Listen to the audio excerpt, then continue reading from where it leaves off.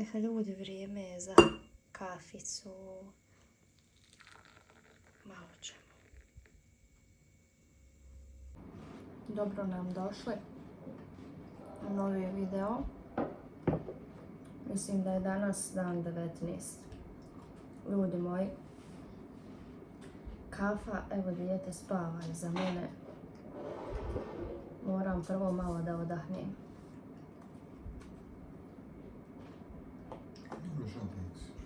Neki dan smo se nešto zapričali na plaži. Gledam ljudi idu u parovima na more sa prijateljima, pa djeca pa ono. Kako to rekao taj ide da ja i ti nemamo prijatelja? Imamo te neke prijatelje, ali nisu to prijatelji sa kojima bi mi mogli da se danonoćno družimo. Ja isto znam puno ljudi koji imaju te neke, kaže se, kućne prijatelje sa kojima su 24 sata i ono, bukvalno ne možeš zamisliti život bez njega. Naprimjer, ja... Da se to je znanje. U Čertanu recimo isto raje, ne? Ja govorim sad se rekao ženio ti. Svakako, ako ne izlaziš previše s ranom, kaj Boga mi izlazimo, kaj svaki dan se druži raja, ne izmahali nekako. Kaj vas nije tako. Mi smo imali neke prijatelje. Moje objašnjenje zašto mi nemamo takvo društvo sad. Zato što su svi naši prijatelji imali skroz drugačije ciljeve nego mi. Neki su bili ljubomorni, neki su bili zlobni. Neki jednostavno nisu bili prijatelji. Ko bi znao? Svega imao sigurno. Hoćeš da ispričamo? Pa evo pričam. Baš ti prvi. Neću. Ne znam. Ja sam već jednom spomenula nedavno to što mi se desilo. I taj video baš ima puno pregleda i komentara. Žene su pisale većinom da su isto prošle, da im se isto desilo. Da imaš nekog prijatelja koji jednostavno tebi nije drug i koji je tu eto samo onako. Imam ja neke prijateljice za kafu, ali se bar trudim da normalno se ponašamo. I ona i ja znamo da smo mi tu da povremeno popijemo kafu, pričamo o nekim neobaveznim temama, sat vremena i hvala, čao. To su ti neki moji sad prijatelji.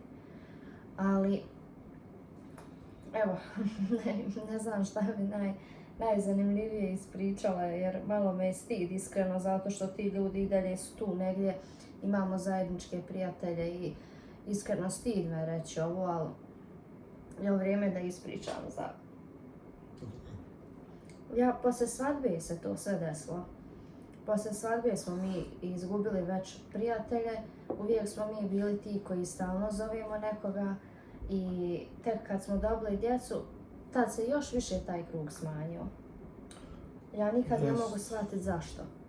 Evo ja ću ispričati, imala sam jednu drugaricu s kojom sam se družila, pa ne znam, preko 10 godina. Išli smo zajedno i u osnovnu školu, i u srednju, i na fakultet i dosta toga smo prošla zajedno. Išli smo zajedno i u Njemačku i tako. Bilo je uglavnom onako baš dosta stvari koje su nas vezale. Ja sam svo to vrijeme znala da ona ima neke drugarce pored, ja imam neke drugarce pored, ali i dalje smo mi stalno bile svaki dan zajedno. Znači, u jednom momentu ja sam trebala da se udam, bila je svadba i sve. Na našoj svadbi, by the way, nije bilo prijatelja. Znači, već smo tad znali da realno nemamo prijatelja, kuma i to je to. Pa dobro, više je bilo financijski neko, nije čovjek mogao priuštiti sad neku pa veću eto, shvatio si godinama poslije da bi ti se isto desilo. Pa je. I kad si imao pare, zvao se te ljude na rođendan. Imali smo 65 zvanica na prvom rođendanu zato što na svadbi nismo mogli zvati puno ljudi. I to nam je bila ono grižna savjest kao hoćemo da imamo mi prijatelje i mi pozovemo te prijatelje i samo i par dođe. Pa tu si zaključila zapravo u suštini da ti, bar ja, da ti nisu neki prijatelji to ljudi kojim si ti izlazio razne stvari u susret, svašta nešto i na kraju pozoveš na prvi rođendan tvog djeteta, ko već je od tvog rođendana, mislim. i pozoveš i onda dobiješ, ma hajde od nekih ljudi očekuješ, znaš, neozbiljni su, neće doći, znaš, onako. Ali od ovih ljudi od koje je čovjek očekivao da će doći, da će pokazati ono, da su ti drugovi baš da, jer ipak prvi rođendan tvog djeteta Melin, prvi rođendan, jako mi je žao za sve ljudi koji nisu došli i koji su se pokazali, ali da nisu neki prijatelji. Tu su pokazali, znaš, bile su to razne, mislim, nikad ja u svom društvu nisam imao problema, recimo što se tiče para, nikad nije bilo bitno ko će platiti kafu, ko će bilo šta, razumiješ, bitno je da smo zajedno, da Raja provodi vrijeme, ono, znaš, da pričamo, glupiramo se. Ali taj put je to više ispalo, ono, eto, znaš, meni je neugodno, ovaj drugi je rekao... Šta si ti rekao? Pa eto, jedan mi je rekao, eto, meni je malo neugodno da dođem ovo, ono, na rođendan. Drugi mi je rekao... A šta si ti rekao na to? Pa dobro, ništa, to samo zahladi odnosi. Hvala lijepo, mislim, družiš se puno manje i dalje je tu zdrava, ali... Nije to ono što je nekad bilo da si ti mogao i da si očekivao od nekog je, mislim, ja sam nekim ljudima znao u 10 sati navečer nositi nešto kući jer je on bio teškog imovinskog stanja, da mu pomognem da bi on mogao sutra zaraditi 20 maraka, znaš, to je ta tipa ljudi bila.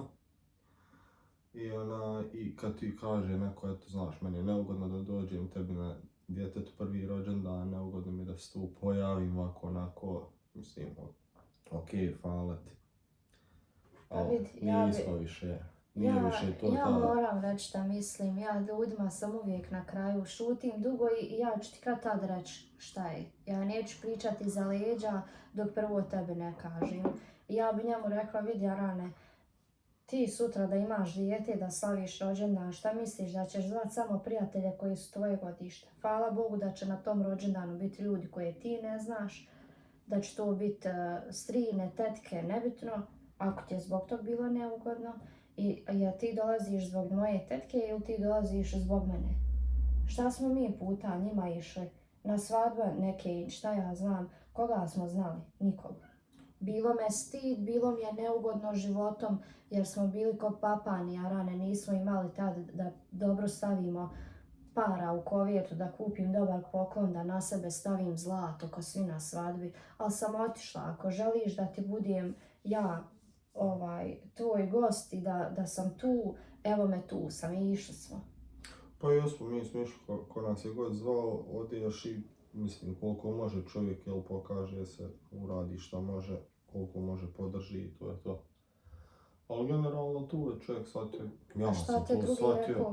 ja sam to shvatio da nije to više ta Raja koja je nekad bila, nije više to ta priča ni blizu. Tako da si ti odnos ono više malo zahladilo, onako, okej. Poznajem te, pozdravit ću te kad te vidim, ali ne možemo više zovem kad te padne na pamet da te šta pomognem što bilo. A šta ti je drugi rekao? Pa drugi je, ne znam. Sin? Ne znam, ili je bio negdje van BiH ili je nešto. Mada ja mislim da je, nešto je slagao sigurno, ne znam, ne sjećam se. A ja sjećam se, ja rekao je da je negdje drugo, da nije tu. O dobro, hajde, to mi je okej. Dobro, dušo, da daček mami, da? Nemoj proput, brata. Hajde, kaj se tamo sa Unicornom, hoćeš? Mama i babi sada piju kafu, može? Može, hajde. Ja sam eto krenula pričat pa nisam htjela da prekidam taj da. Mi smo noć prije vjenčanja otišle zajedno u FIS, ja sam tražila krunu. Eto, nešto mi je palo na pamet, ima jedna radnja u FIS-u gdje sam vidjela plastične one krunce kao. I ja nisam tražila da mi ko išta kupuje, sama sam sve, cipele i znate, ne znam kako su gdje koji običaj. Nemoj ljubavi tu, trese mi se sve, pašće mi u kafu. Da sjedi ljubice, igraj se tu. I ona je meni rekla kao, pa eto ja ću ti kupiti Biedermeier. I ja rekao, ne moraš stvarno, ništa ne znam. Kaže ona, nema veze, imaš li neku želju? Nemam nikakvu želju. Evo, taj se sjeća stvarno. Toliko nam je bilo bitno samo da se ta svadba desi, da uopšte nismo nešto izmišljali ni sa dekoracijama, ništa. Otišla sam u cvjećaru, rekla budžet mi je bio 50 maraka, šta možeš napraviti, za to napravi. Tako smo uklopili sve. Isto za Biedermeier, očekivala sam 3 neke ruže i znači ništa specijalno. I ona kao ja ću to kupit, prije nego dođem na dan svadbe, meni je cvjećara u zgradi, ja ću ti uzeti i doći. Super. I ona je tu noć kupovala sebi neki seksi veš, dobro se sjećam, zazala se, ona meni govorila hoćeš da ja tebi kupim, a mene stid, iako smo mi prijateljice 15 godina, ma rekao imam ja, smijem li reći, udala sam se u gaćama sa srcima. Mislim da to ni mama ne zna, ja sam ponijela sve gaće koje sam imala kod cura, razumiješ. To nije bilo ništa specijalno. I mi na kasi, ja sad imam tu krunu, 5 maraka je bila. Ja krunu, kaže ona, ja ću ti platit, a ja već izadla imam sitno, niđe veze, rekao, eto daj skupaj, nek ide na račun, da ne peglamo ženu, a ona otvori ovako novčanik, znači ovako guta. Ona je uvijek imala para, razlozi, sad su drugi svako, evo, sad mi imamo, alhamdulillah, opet više nego što smo tad imali, nego onako kažem, vidjela sam svojim očima ima žena bruku para. I ja sad, vjeruj da sam htjela u sekundi da joj kažem, nadam se da nećeš to meni dati, jer ipak jest mi kuma. Sekunda mi je falila da kažem, ne, šta će ti tolike od pare, nemoj da bi to nosila na svadbu. Vjeruj da sam htjela reći, kontam neće valjda meni. I onda ma šuti, rekao, znam šta radi i otkud joj pare, bolje rekao da ništa ne govorim jer ona dosta troši i na sebe. I sutra svadba, ona dolazi nigdje Biedermeiera. Znači, ne znam, mi smo oko podne trebali krenuti iz Travnika za Sarajevo, znači imaš tajming kad trebaš doći, možda smo čak i ranije krenuli. Došao se, znamo samo dolaze s bratom. Baš su bile tenzije. Pa smo se vraćali. I dolazi ona, ja znači trema i sve, ne znam ni džem je Biedermeier da sam ušte pomisla na to. Kad ona spomenu, ja zaboravila, šta sad? Ništa. Moj dajđa u tom svemu 100 stvari se izdešavalo na dan moje svadbe, pa i to da je dajđa bio u bolnici.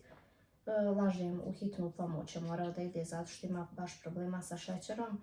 I nešto su mu dali da dođe sebi nebitno i on takav iz hitne je pokupio neki Biedermeier, žena napravila na brzinu i to je to. Znači na dan moje svadbe prvo zaboraviš ili nećeš ili ne znam.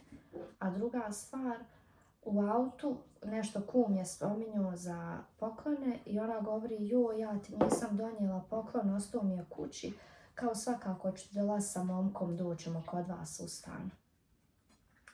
Ma rekao, ne skiraj, meni sad pjesma, ja se udala, ne razmišljaš ni o čemu. I par dana poslije ona meni piše, ja sam u Sarajevu, kao dolazimo mi na Čevape, ne, svratit ćemo do vas, tamo vamo. I ja idu, rekao, ništa, pravim ja i ručak i kolač i sve, dolaze nam gosti, sva sretna. Mi smo ručak napravili, došao taj iz posla. Ja neću da načinjem, govorim njemu nemoj jest. Rekao, evo čekam, samo što nisu, zna gdje živim, zna sve.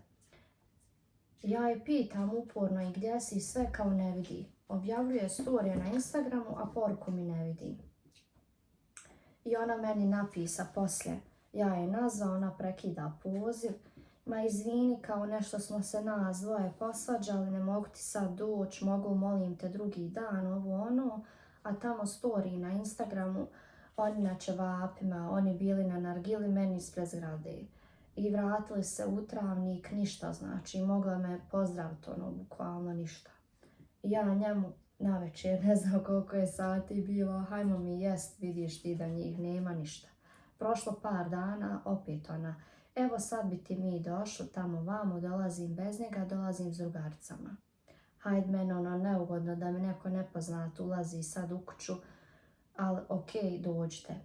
Ja isto tako, čekaj. U tom periodu ja sam već počela da radim. Znači, dok sam se udala, tako mi je ispalo da sam se odmah i zaposlala u toj kućnoj njezi. Vrijeme je bilo dvokratno i stvarno je bilo teško da ja sad kažem u kući sam u 3, u kući sam u 5.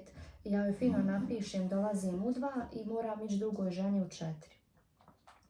Ne brini doći ja. Ja čekam, nje nema. Šta je bilo? Kaže, evo nas kao kod tvoje zgrade ovdje, ali kao nemoj se ljutiti, ne mogu te zvat, pošto ova jedna prijateljica kao ima neki problem, pa neće da neko drugi sluša. Ja sam tad znala to je to. Znači, nije meni bitno što si ti došla kao kuma, bez ičega. Meni je bitno to što ja tebi ništa ne vrijedim. Znači, što imala si novac, imala si vrijeme, očigledno ti ja apsolutno nisam bitna i ja ne želim njoj zlo. Ja sam to u glavi svojoj rješavala godinama jer to je i dalje neko ko meni piše stalno. Pretpostavljam da ovo ona nikad neće čuti, ali voljela bi vidjeti kako bi se ona osjećala da joj se isto desi. Tvoj najvažniji dan u životu i tvoja najbolja drugarica, neko koga stvarno smatrao bliskim, da se tako ponaša. I onda sam ja, ljudi moji, poslije toga, a i taj poslije svadbe, smo toliko postali zatvoreni da ne volim da upoznajem ljude. Koga upoznam, neću nikome reći uopšte ni čime se bavim, ni šta radim. Jako malo ljudi zna uopšte išta o nama. Ovo što vi vidite je samo svakodnevnica, ali ne pričamo neke tajne, čak ni ovim prijateljima koje sad imamo. A i što se tiče svadbe, jel da si očekivao kad se udaš i oženiš da će ti doći društvo? Imao si 10 prijatelja, ko ti je došao u kuću? Pa bilo su, ja mislim da su bili svi, a da su došli bar ono jednom. I došli su svi jednom, sigurno. Da mi objasniš što nemaš prijatelja. Pa džaba ti to, skupljaju ljudi minuse. Onda samo jednostavno prestaneš da zoveš i onda vidiš da si ti bio taj koji je zvao najviše, koji je dogovarao, bilo je okej sve dok se je moglo i plaćalo i momkovalo, jele, a sad ono kad smo i ozbiljnije drugačije teme i svašta nešto, onda to drugačije je. Ja mislim da ja nikad nisam bila supruga koja je tebe zaustavljala. Znači ja sam se udala kod njega u njegov grad, došla sam bez jednog prijatelja, bez ičega. Znači imam i znam samo njega. I on je imao naravno već i stan i posao i tu je već dugo godina, zna sve. I normalno da sam ja imala njegovo društvo. I meni je iskreno u početku i smetalo malo taj Malina ljubce, nemoj to raduš se. Taj ide sa njima, a meni je ofirno da mu ja držim svijeću, jer ono većinom su muški, znali su ponekad da budu i cure sa njima. Ali šta ću ja svaki dan sa njegovim društvom? Ja sam mislila, joj super, on ima prijatelje, svaki dan je s njima, ali vremenom je to što kaže taj stalo i joj je jednostavno postalo bez veze. Pa jednostavno nije to. Džabat.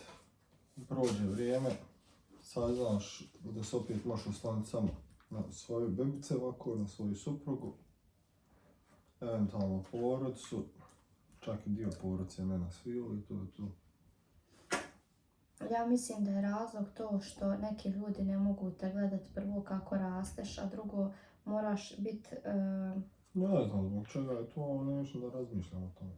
Pa ja sam rješavala svoju glavu na taj način da sam uvijek razmišljala što je to tako. Jer mi je bilo bitno jesam li ja tako loša prijateljica, jesam ja tako loša osoba, pa mi se to dešavalo. Uzmiš jedan. Ja mislim da ćete bol stomak i da nećeš moći ručati, to ti je 3. keksić. Ajmo, uzmiš jedan. Da, uzmiš jedan. I ja sam stvarno mislila kad vidim ovako, a nekad mi bude žao iskreno. Imam drugaricu koja svaki dan izlazi, imaju 2 djece i jedan vikend su kod neki njeni prijatelja na vikendici, drugi vikend su kod njegovih prijatelja, znači svi se zajedno druže. Pa jednom mi govorila, 3 para sa djecom idu na more.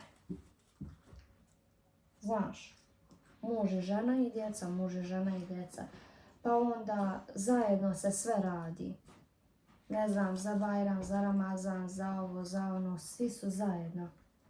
I ono, nekad ja kontam, pa šta je s nama? Ja sam toliko zvala te ljude, što je najtužnije, sve, koga god sam poznavala da mi je bio malo blizak, ja sam govorila, hajte kod mene na ručak. I onda, pogotovo kad se Zain rodio, kad je u našem životu već sve postalo malo zahtjevnije, turbulentnije, tad sam shvatila da želim prestati biti ta osoba koja zove. Tad mi je postalo bitno da i mene neko zove i tad sam još manje smanjila taj krug i shvatila da zapravo nemamo nikoga. Tad smo postali svjesni da imamo samo nas.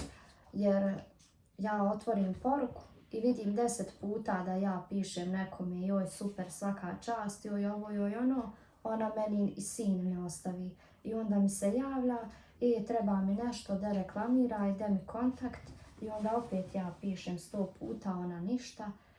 Ova druga, ja 5 puta kažem, hajte dođite, joj ne možemo nešto bilo, hajte dođite, ona umorna, hajte dođite, hajde dođite vi i dođem ja 7 puta za redom i kažem pa hajde i vi. Jer hoću i ja da te ugostim, meni znači da i meni neko dođe u moju kuću. Tako da ohladila sam totalno i postalo mi je svejedno. Ima na Instagramu citat, kaže počela sam da zovem kad mene zovu, da pišem onom kome meni piše i tako dalje, na kraju shvatiš koga imaš. Moram upaliti krim gore. Mi imamo vas, nama dosta.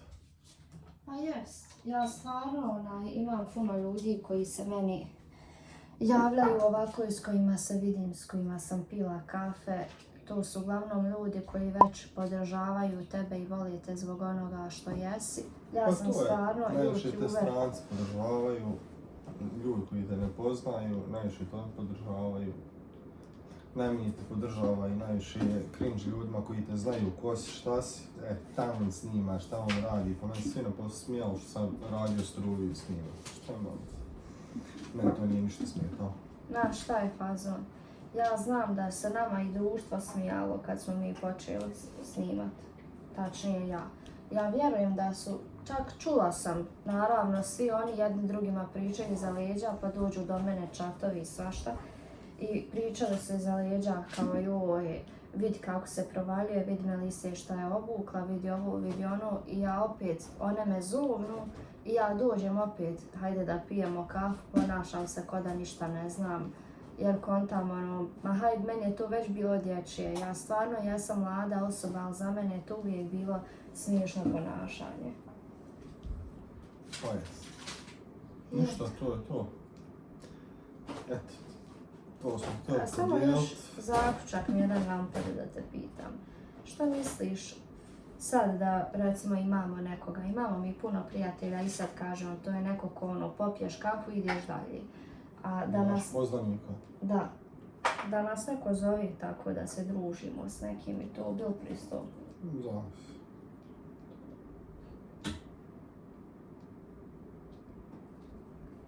Ja ne znam, ne mogu sebi više dozvoliti takve situacije zato što me stvarno pogađa. I svaki put mi je trebalo da prođe par godina da dođem sebi da to procesuiram. No dobro, ja svakako nisam bio tip osobi koja će hodat po kućama i tako to.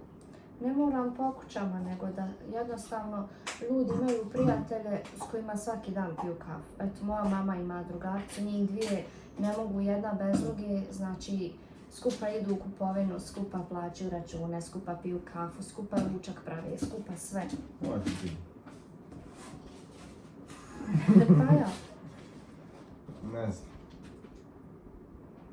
Jari sa svojim idu skupa prata auto, skupa oko zgrade, skupa drva, skupa održavaju, sve skupa. Ne znam. Vrijeme će pokazati. Ili je lakše imati prijatelje kad ostariš. Možda je lakše imati prijatelje kad ostariš nego kad si mlad. Ma najlakše imat prijatelj kad ti ništa ne treba i kad tvojoj okolini ništa ne treba, onda je najlakše imat prijatelja. Jel meni ništa trebalo od naših prijatelja? I tebe? Pa jest prisustvo u određenim momentima. Pa dobro, možda im je to smetalo stvarno. Nije Prisustvo, lako ni biti podrška. prijatelj nekom ko priča na YouTube. Možda su očekivali svakako snima se rođendan, nećemo doći zato što ona snima. Moguće. Anyway. Ništa, tako je kako je, nama je stvarno lijepo, hvala dragom Bogu na svemu, lijepo nam je i ovako. Nije da se žalimo, nego čisto razgovor, eto, tema koju nikad nismo pokrenuli. Kaži ljudima da te zaprati, like, share, subscribe. Vidimo se sutra. Opa.